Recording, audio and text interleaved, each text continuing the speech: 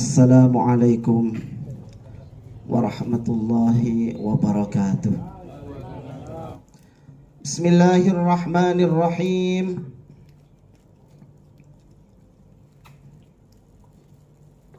Maqalah yang ke-18. Wal maqalatu tsaminata asyaratah. Maqalah yang ke-18. Wa an Ibrahim An-Nukhai. Diriwayatkan, diceritakan dari Imam Ibrahim An-Nukhai. Nama aslinya beliau ini adalah Imam Ibrahim bin Yazid. An-Nukhai ini sebuah kebangsaan. Beliau merupakan ulama zuhud, ulama ahli fiqih, ulama ahli hadis, ulama besar yang tinggal di Kufah, daerah Irak, Pak ya, daerah Irak. Innama halaka man halaka qablakum.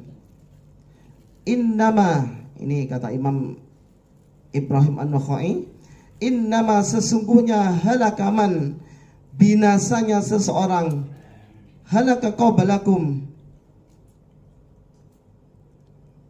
halaka qablakum minal umam, binasanya umat sebelum kamu ya, bithalathi khisalin, itu karena sebab 3 perkara. Ini kata Imam Ibrahim ya. Dan ini harus kita hindari, Pak ya. Ini harus kita hindari ya. Binasanya umat terdahulu itu karena sebab 3 perkara ini, Pak. Dan ini sebuah ibrah, sebuah pelajaran agar kita tidak melakukan apa yang dilakukan oleh umat-umat terdahulu itu. Ini maksudnya.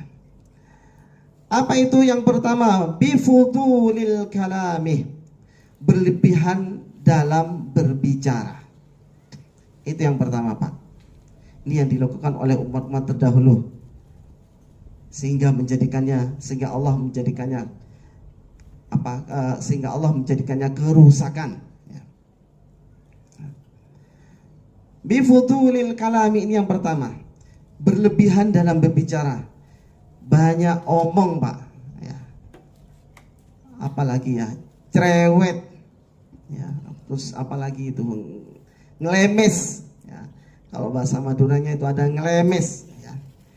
Ngomong senantiasa berlebihan, sering mengomentari hal-hal yang tidak penting ya. Ada istilah mulutmu harimaumu, itu ya. Ini artinya apa? Bahwa mulutnya harus dijaga ya. Salamatul insan fi hifdzil lisan ya. Keselamatan seseorang itu bergantung dari lisannya, maka harus dijaga ya. Maka harus dijaga. Kalaupun toh mau ngomong, itu harus ngomongnya berdasarkan ilmu, Pak ya. Kalaupun toh mau bertanya, itu pun juga harus berdasarkan ilmu. Begitu pula dengan guyon, janganlah berlebihan ya. Yang sedang-sedang saja, yang secukupnya ya. Konsep agama yang diajarkan oleh Rasulullah itu kul khairan aw liyasmut ya. Ini konsep agama. Berbicaralah yang baik, kalau tidak bisa diam, itu merupakan ibadah. Karena kita telah menjalankan perintah Rasul. Khawatir lisan ini tidak dapat kita kendalikan. Auliyasmut ya. Itu, Pak. Ini yang pertama ya, yang menjadikan umat terdahulu itu rusak ya. Para rawuh, umat Nabi Musa itu dikutuk oleh Allah Subhanahu wa taala menjadi monyet karena banyak bertanya, karena banyak omong, Pak ya. Dan ini menandakan bahwa kita harus betul-betul hati-hati menjaga lisan ini ya. Lisan ini bisa menjadikan kita sebagai malapetaka, pun pula bisa menjadikan kita meraih, dengan wasilah lisan ini meraih kehormatan. Jadi tinggal 2 pilihannya. Makanya harus dijaga, dikendalikan, jangan berlebihan. Ya. Terkadang gini Pak, ya, termasuk orang kalau banyak ngomong itu biasanya juga menyiksa diri. Ya. Menyiksa diri Pak. Contoh, ya kita mau pulang kerja, tahu-tahu istri WA, ya, Pak, tolong belikan bakso ya nanti. Apa jawabannya Pak? Kita jawabnya gimana? Siap mah, kan gitu. Nah, siap. Ini tidak perlu ditambah-tambahin Pak. Kalau ditambah-tambahin akan menjadi panjang. Ya. Misalkan ditambahin, kita tambahin.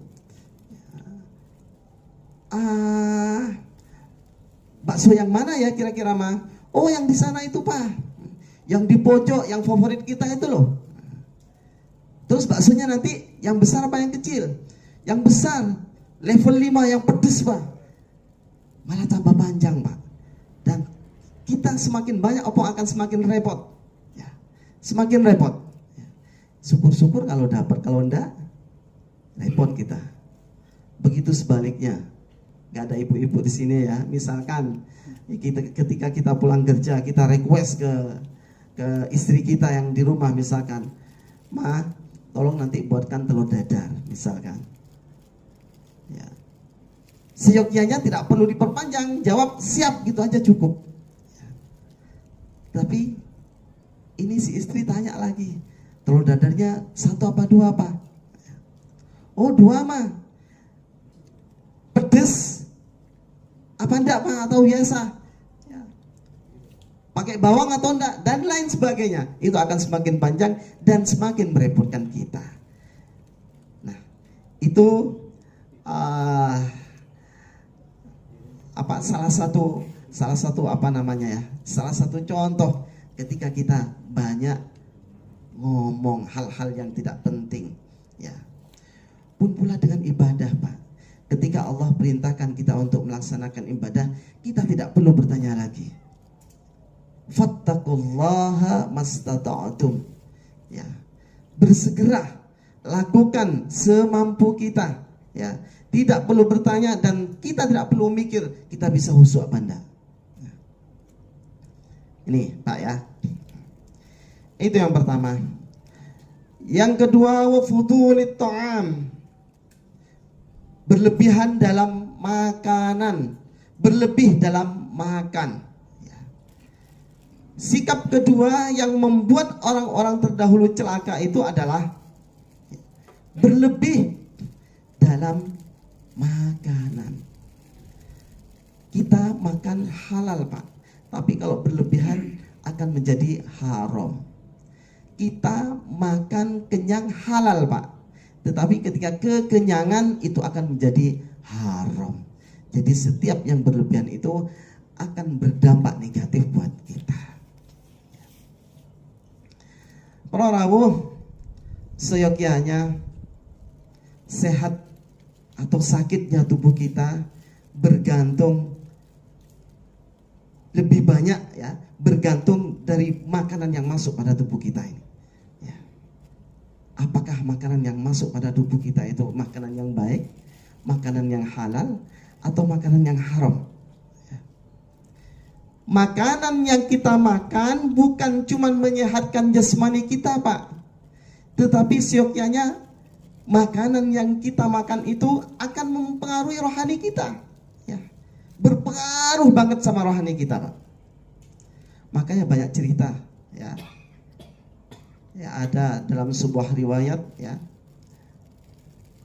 ada seorang hamba yang memohon berdoa kepada Allah seraya air matanya bercucur, ya, di tengah malam dan tahajudnya, tetapi Allah tidak mengabulkan doanya. Kenapa? Karena masih ada makanan yang haram di dalam tubuhnya. Ya. Fa'anna yustajabu bihi.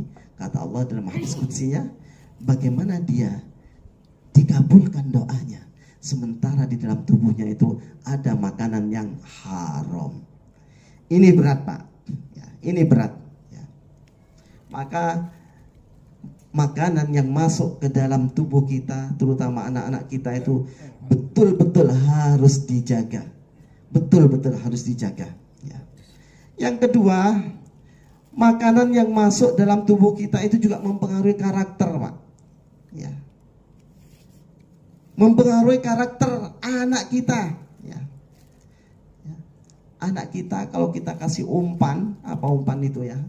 Kalau kita kasih makan setiap hari dengan makanan yang haram, ya, maka kira-kira jadi apa, Pak ya?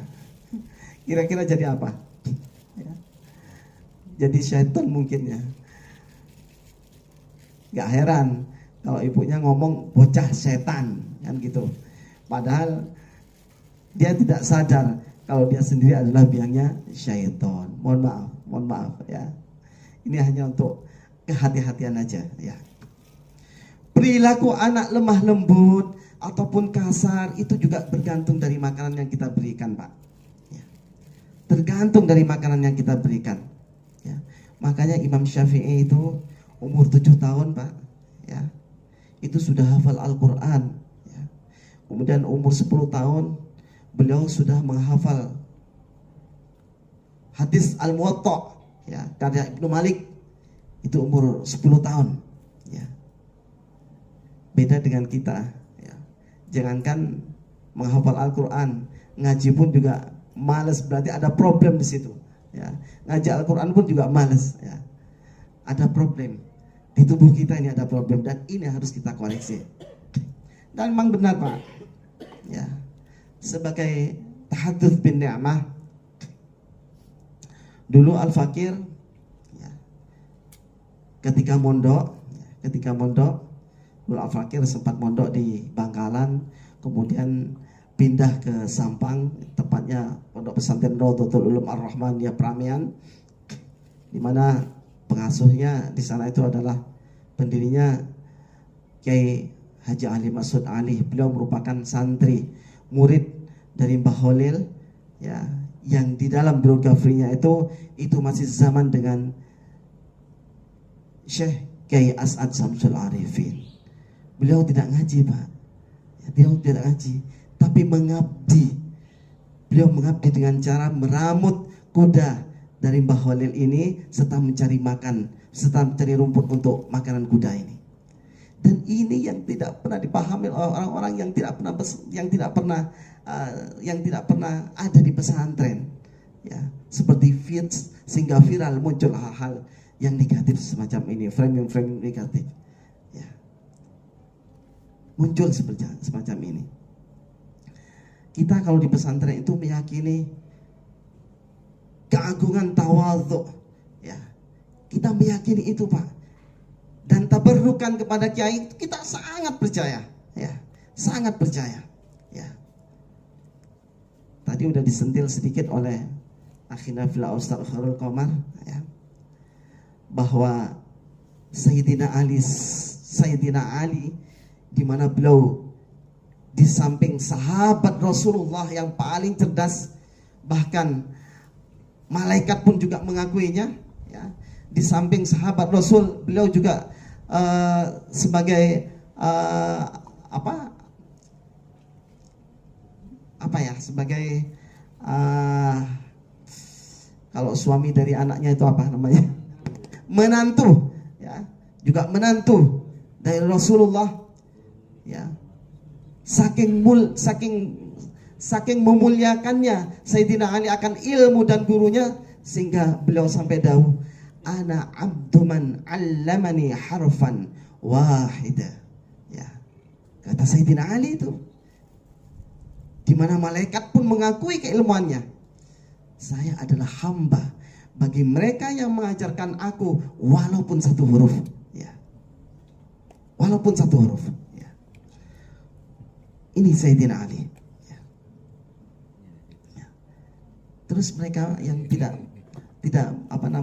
mengetahui kultur di pesantren, kemudian bagaimana di budaya di pesantren itu, mereka membuat framing yang negatif. Terus terang, saya tidak pernah berkomentar tentang hal-hal apapun yang dalam medsos, tetapi terus terang secara pribadi, karena Al-Fakir sebagai santri ya, itu terus terang sangat menyesek di hati, ya, sangat menyesek.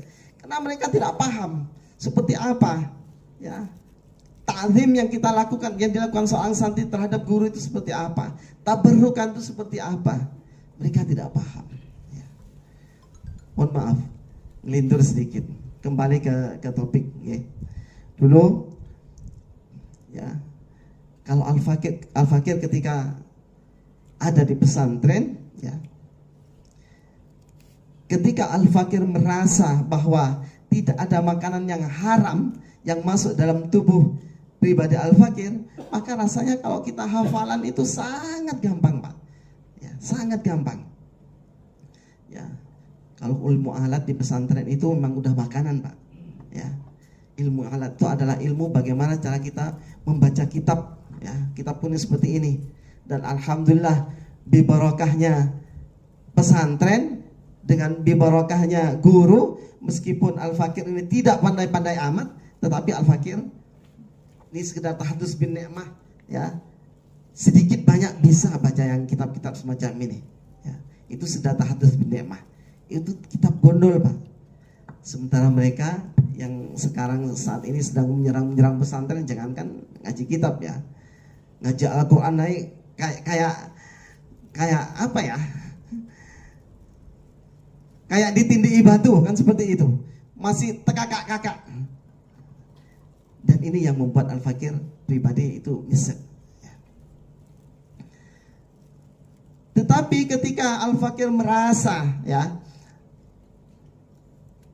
ada makanan-makanan yang haram yang masuk, ya, maka rasanya menghafal pelajaran yang ada di pesantren itu jangankan 1 jam 2 jam, sehari gak hafal-hafal, Pak, ya. Sehari gak hafal-hafal. Jadi kalau ilmu alat itu udah makanan santri, Pak, ya. Sudah makanan santri pesantren itu, ya. Saya masih ingat kalau amsilat tasrifiyah ataupun awamil ataupun mukhtasar jiddan, yang semuanya kitab kuning mukhtasar jiddan depan tipis, itu harus dihafal semuanya, Pak, ya. Kalau amsilat tasrifiyah itu lebih mudah, gampang, itu dasar banget. Fa'ala fa'ala fa'alu fa'alat fa'alta fa'ala fa'ala fa'alu fa'alat fa'altuma fa'altum fa'alti fa'altuma fa'altunna fa'alti fa'altu fa'alna nasara nasara nasaru nasrat nasrata nasarna nasarta nasartuma nasartum nasarti nasartuma nasartunna fa'ala yaf'ulu fa'lan wa maf'alan fa huwa fa'ilun wa dhaka maf'ulun uf'ul la taf'ul maf'alun mif'alun. Itu udah makanan santri, dan masing-masing kalimat itu semuanya berbeda huruf, berbeda maknanya, ya. Sehingga kalau orang nggak pernah ngaji, nggak pernah ngaji hal-hal yang semacam ini, kemudian dengan mudahnya mentafsirkan Al-Quran, itu perlu dipertanyakan, ya, itu perlu dipertanyakan, ya. Kalau dalam ilmu awamil itu ada yang kalam, ya, al-kalamu wal lafdzul murakkabul mufidu bil wad'i wa aqsamuhu thalathatun wa ismun wa fi'lun wa harfun. Ya, isim itu apa, fi'il itu apa, huruf itu apa, semuanya harus dihafal, bukan hanya dipahami tapi dihafal. Ini, Pak, ya. Ini sekedar tahadus bin ni'mah, mohon maaf.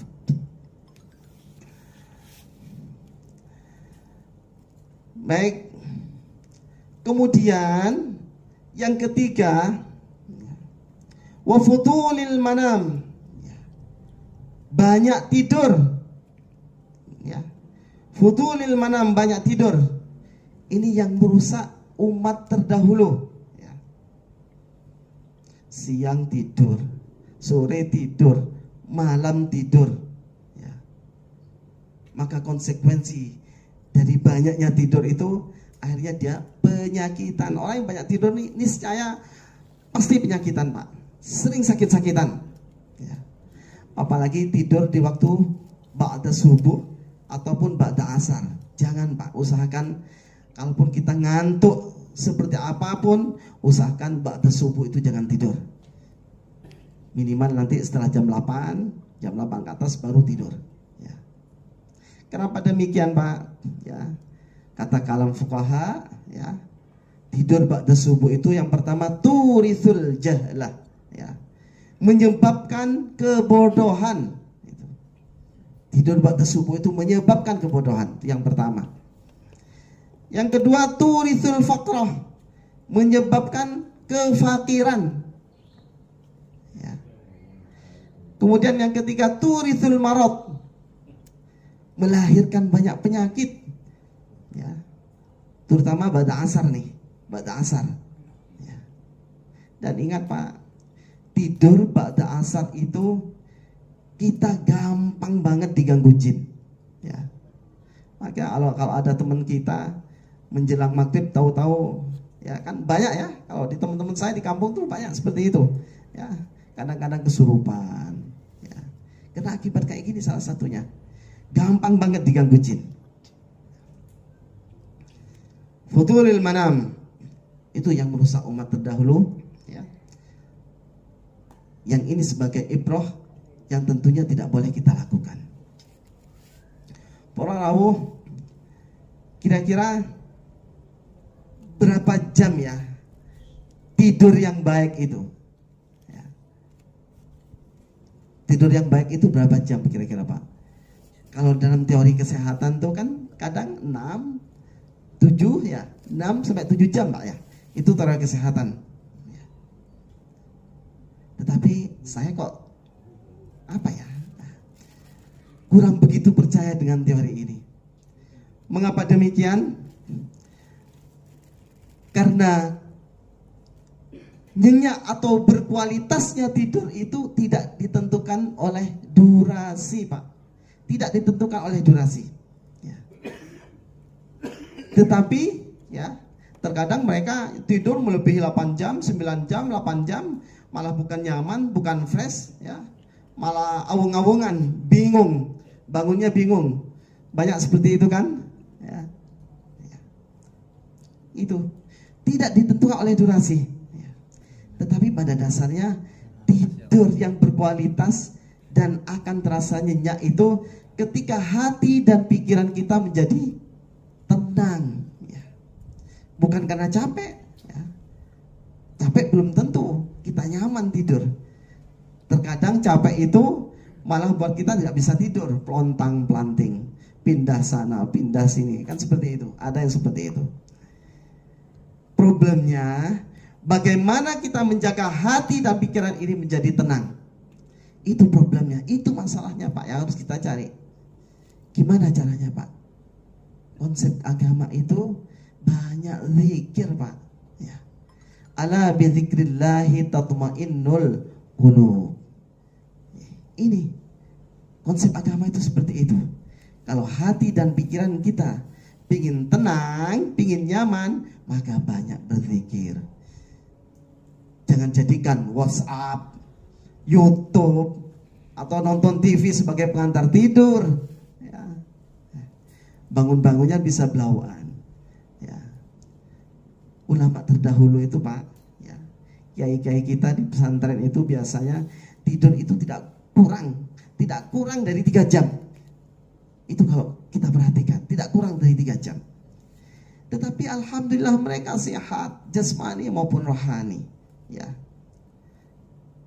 Kadang molang itu moro, ya. Kalau kiai saya di pesantren dulu itu sampai jam setengah 10 Pak. Itu baru selesai, ya. Setengah 10 baru selesai. Kemudian dia pindah tempat ke dalam, ya. Orang-orang khusus di situ. Kalau di pesantren saya itu sampai jam berapa? Mungkin sampai jam 11. Tidur sebentar, ya, jam 2 kita udah dibangunin. Sholat. Itu flashback ya, udah dibangunin, ya. Untuk apa?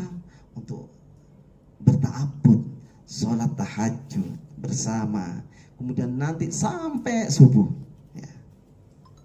3 jam, tapi berkualitas dan sehat alhamdulillah, jasmani maupun rohani.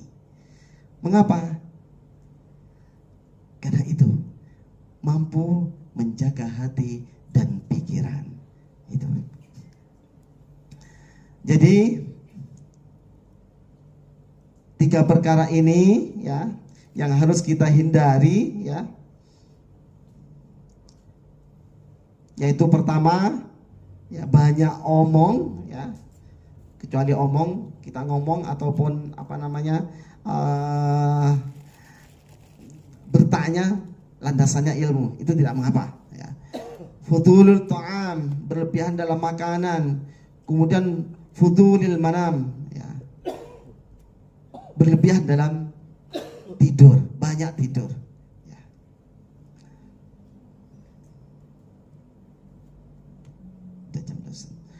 Wan Yahya bin Mu'ad An-Razi, tuba liman taraka, wallahu a'lam bissawab. Karena sudah melebihi dari jam 9, sedikit yang bisa kita sampaikan, mudah-mudahan bermanfaat, ya, khususnya bagi al-fakir pribadi, ya. Marilah kita tutup dengan kafaratul doa. Subhanakallahumma wa bihamdika asyhadu an la ilaha illa anta astaghfiruka wa atubu ilaik.